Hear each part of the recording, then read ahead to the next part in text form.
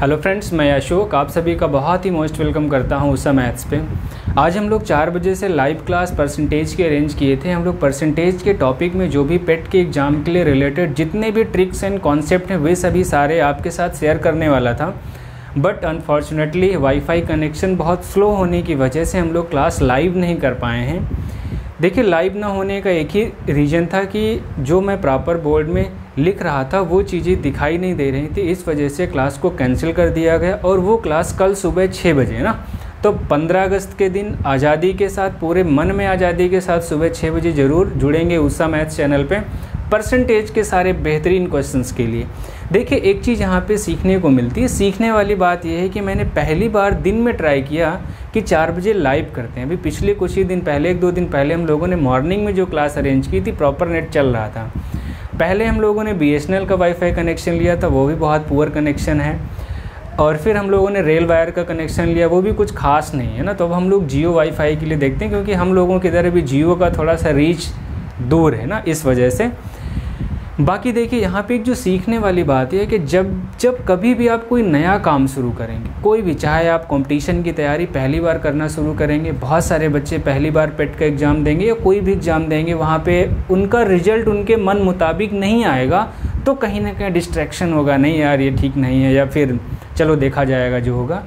इसका मतलब ये मान के चलिए, अभी भी अगर आपके मन में जब कभी भी पहला काम शुरू करेंगे, कुछ भी काम स्टार्ट करेंगे, समस्या आएगी, और समस्या आने के बाद अगर आपको उस काम से इरिटेशन होता है या डिस्ट्रैक्शन होता है, तो आप ये मानिए कि अभी भी आपको लैक ऑफ क्लियरिटी है। मतलब गोल आपका अभी भी स्पष्ट नहीं, कुछ धुंधला है। सबसे पहले तो उसको क्लियर करने की ज़रूरत है, ठीक है। तो यहाँ पे सीखने वाली बात यह है कि नई जब भी काम शुरू करेंगे, समस्या आएगी, उस समस्या से घबराना नहीं है, अपने आप को अपडेट करना है, अपने आप को उस समस्या से आगे लेके जाना है। तो फिर आपकी समस्या आपसे कमज़ोर होगी और आप उस समस्या से जीतेंगे और आगे बढ़ेंगे। आज के इस वीडियो में हम लोग ये जानने वाले हैं कि देखिए, पेट के एग्ज़ाम के लिए bar graph, pie chart, tabulation बहुत ही इंपॉर्टेंट टॉपिक्स हैं, जिसमें हमने आपको बहुत सारे क्वेश्चंस बताए हैं पाई चार्ट से रिलेटेड। बार ग्राफ का भी कुछ क्वेश्चन शेयर किए गए हैं। देखिए, अब ये जो फिगर हमारे पीछे बना हुआ, आप ये आइडेंटिफाई करिए। मैंने बार ग्राफ में आपको बताया है कि 2 टाइप के क्वेश्चन आएंगे, एक तो दंडालेख मिलेगा, दूसरा आपका आयत चित्र मिलेगा।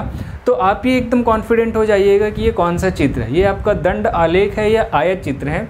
तो ये आयत चित्र है। तो हम लोग पहली बार आयत चित्र का क्वेश्चन देखने वाले हो। ये भी बहुत आसान क्वेश्चन होते हैं, बस आपको फिगर में जो भी डाटा दिया है उसको एनालिसिस, ठीक है, एनालिसिस बहुत अच्छे से करना है। डाटा एनालिसिस में अगर थोड़ी सी भी गलती होगी तो आपका आंसर फिर मैच नहीं होगा ना।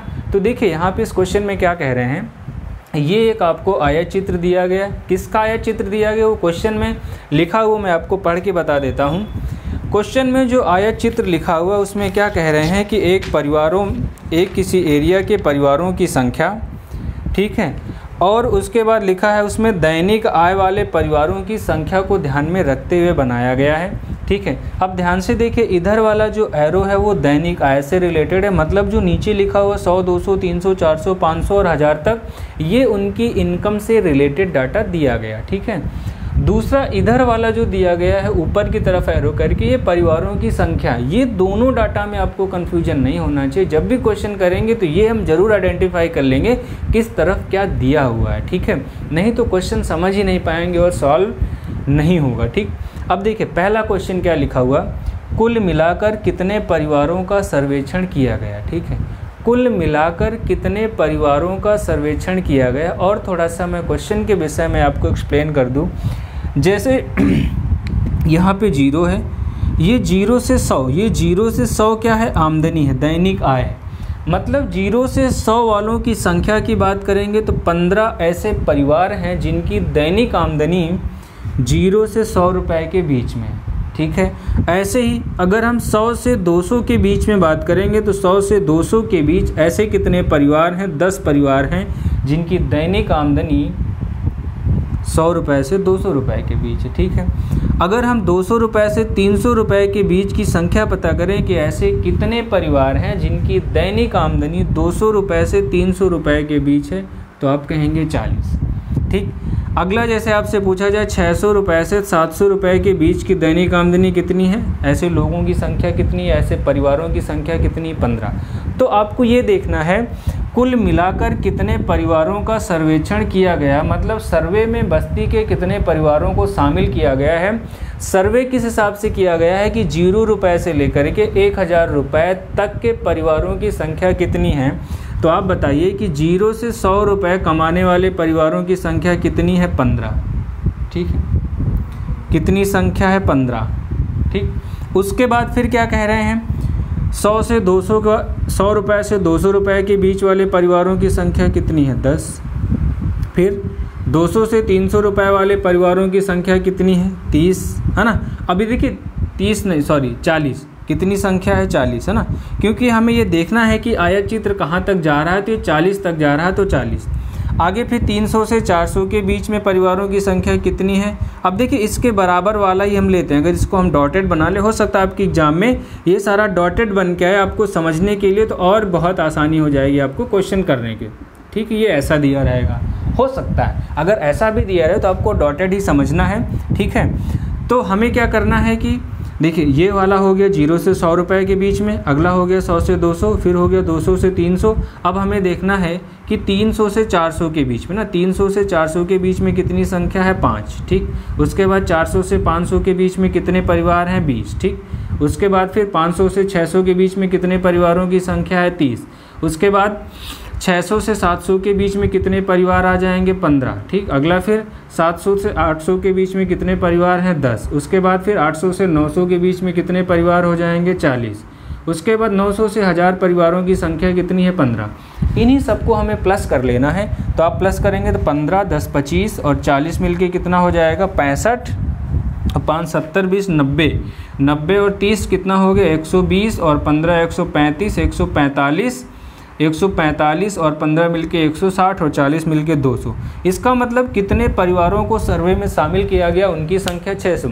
अभी देखिए यहाँ पे मैं आपको समझाते हुए बता रहा हूँ तो बहुत ज़्यादा समय लगा, अदरवाइज आप क्वेश्चन की प्रैक्टिस किए रहेंगे, सीधा आपको यहाँ पे आइडेंटिफाई करना है ये कितना है, ये हमारा 10 है, ये 15 है, और ये कितना है, ये 40 है, और ये कितना है, और ये हमारे पास 5 है, ये 20 है, ये 30 है, और यहाँ पे कितना आ गया, 15 आ गया, और ये कितना आ गया, 10 आ गया, 40 आ गया। इन्हीं सबको क्या कर लेना है, जोड़ लेना, आपको आंसर मिल जाएगा। बहुत आसान क्वेश्चन है, और ये मान के चलिए मैं बार बार कह रहा हूँ कि पेट के एग्ज़ाम में मैथ्स में ये ग्राफ वाला पोर्शन दे करके आपको बोनस दिया, 20 नंबर का बोनस, 20 में 20 सही हो सकते हैं, बस थोड़ी सी सावधानी बरतेंगे। ठीक है, आइए हम लोग क्वेश्चन नंबर 2 पे बात करते हैं। क्वेश्चन नंबर 2 हमसे क्या पूछा जा रहा है, ध्यान से देखेंगे। यहाँ पे मैंने सारे क्वेश्चन पहले ही नोट कर लिए हैं ताकि कोई दिक्कत ना हो। उन परिवारों की संख्या जिनकी दैनिक आय 800 या अधिक है, बहुत ध्यान से क्वेश्चन देखना है। उन परिवारों की संख्या जिनकी दैनिक आय 800 या उससे अधिक है। अगर सिर्फ कहता 800 से अधिक है तो क्वेश्चन दूसरा हो जाता ना, 800 या उससे अधिक है तो 800 या उससे अधिक है। देखो अगर सवाल रहता 800 से अधिक है तो 800 से अधिक वाला होता तो हम 900 और 1000 वाले देखते हैं। 800 या उससे अधिक है तो 800 वाले कितने परिवार, जिनकी 800 से 900 के बीच में 40 परिवार ये हैं, और 900 से 1000 के बीच में 15 परिवार ये। 40 और 15 मिलके कितने हो गए, ऐसे परिवारों की संख्या कितनी है जिनकी दैनिक आय 800 या अधिक की है, तो 55। कोई समस्या, बहुत आसान है। ठीक है, अगले क्वेश्चन पे आइए हम लोग देखते हैं। अगला क्वेश्चन क्या कह रहे हैं, उन परिवारों की संख्या जिनकी दैनिक आय 200 रुपये से कम है। बहुत आसान है, जिनकी दैनिक आय 200 रुपये से कम है तो 0 से 100 वाले कितने हैं, 15 परिवार, और 100 से 200 वाले कितने हैं, 10 परिवार। तो 15 और 10 मिलके कितना हो गया, 25। तो ऐसे कितने परिवार हैं जिनकी दैनिक आय 200 रुपये से कम है। ठीक है, तो कितने हो जाएंगे, 25। अगला सवाल क्या कह रहे हैं, उन परिवारों की संख्या बताइए जिनकी दैनिक आय 500 तथा 800 रुपये के बीच है। ठीक है, बहुत अच्छा क्वेश्चन है। 500 तथा 800 रुपये के बीच है तो आप 500 देखेंगे, 500 से 600 के बीच कितने हैं, 30 है। ठीक, 600 से 700 के बीच में कितने हैं, 15 है। ठीक है, और 700 से 800 के बीच में कितने परिवार हैं, 10 परिवार। ठीक, तो उन परिवारों की संख्या जिनकी दैनिक आय 500 या 800 रुपये के बीच है तो कितना हो गया, 30, 15, 45 और 10, 55। तो ऐसी संख्या कितनी हो गई, 55। ठीक है, कितने आसान क्वेश्चन हैं जिनको हम लॉलीपॉप सवाल कहते हैं मैथ्स में ना। अगला क्वेश्चन थोड़ा सा आपको बहुत सावधानी से करना होगा, परसेंटेज से रिलेटेड है। कितने परिवारों की आय 500 रुपये से कम है? कितने प्रतिशत परिवारों की आय 500 रुपये से कम है? कितने प्रतिशत? 500 रुपये से कम। तो 0 से 100 वाले कितने परिवार हैं भैया? 15 परिवार हैं। 100 से 200 वाले कितने परिवार हैं? 10 परिवार हैं। फिर 200 से 300 वाले कितने परिवार हैं? 40 परिवार हैं। ठीक है। और 300 से 400 के बीच वाले कितने परिवार हैं? 5 परिवार हैं। और 400 से 500 के बीच वाले कितने परिवार हैं? 20। तो टोटल कितना हो गया? 15 10 25 और 5 30, है ना? ठीक, 30 और 20 50 और 40 90। मतलब अगर ये पूछा जाए कि कितने परिवारों की आय 500 रुपये से कम है तो आप कहेंगे 90। लेकिन पूछा गया कितने प्रतिशत परिवारों की आय 500 से कम है, तो कितने प्रतिशत निकालना है। तो 90 परिवारों की आय 500 रुपये से कम है। और कुल कितने परिवार थे? पहले क्वेश्चन में हम लोगों ने निकाला था कुल परिवारों की संख्या कितनी आई थी? 200। तो कितने प्रतिशत परिवारों की संख्या 90 रुपये है, मतलब 200 से 500 से कम है। 90 परिवारों की संख्या कितने में से? 200 में से परसेंटेज बनाना 100 से गुणा, तो कितना आ गया? मतलब अगर हम परिवारों की संख्या बात करेंगे तो 90 परिवारों की संख्या 500 रुपये से कम है। अगर हम परसेंटेज में बात करेंगे तो 45% ऐसे परिवार हैं जिनकी आमदनी 500 रुपये से कम है। कितना आसान क्वेश्चन था, देख रहे हैं ना? Pie chart, bar graph, line graph और टैबुलेशन। और बार ग्राफ में 2 तरह के क्वेश्चन। कौन कौन से क्वेश्चन? एक क्वेश्चन आपका दंड आलेख का और दूसरा आयत चित्र का। अगर ये दंड आलेख रहेंगे तो ये अलग अलग बने रहेंगे ना, बस इतना सा अंतर है। तो बहुत ही आसान क्वेश्चन आने वाले हैं आपके एग्ज़ाम के लिए, तो पढ़ते रहिए, बहुत ही अच्छे से रिवीजन करते रहिए। और जो भी नए लोग आ रहे हैं वो सभी लोगों से ये निवेदन है कि इस चैनल के विषय में अपने और दोस्तों को शेयर करें, ठीक है, ताकि उन तक भी ये क्लासें पहुंच सकें और आपके दोस्त भी आपके कंपटीशन में आपका ही कॉम्पिटिटर बन सकें, ठीक है। तभी बेहतरीन देखिए एक माहौल बनेगा, एक कंपटीशन रहेगा, तो आपको अपने आप को जांचने का मौका भी मिलेगा। और हम लोग प्रयास में हैं कि बहुत सारी चीज़ें सुधार की ज़रूरत है, सुधार की जाए, समय रहते किया जाएगा। और ऑफलाइन क्लासेस भी हमारे शहर में शुरू हो रही हैं, तो सब लोग वहाँ पर भी जुड़ सकते हैं। तो हम लोग मिलते रहेंगे। Wish you all the best, good luck.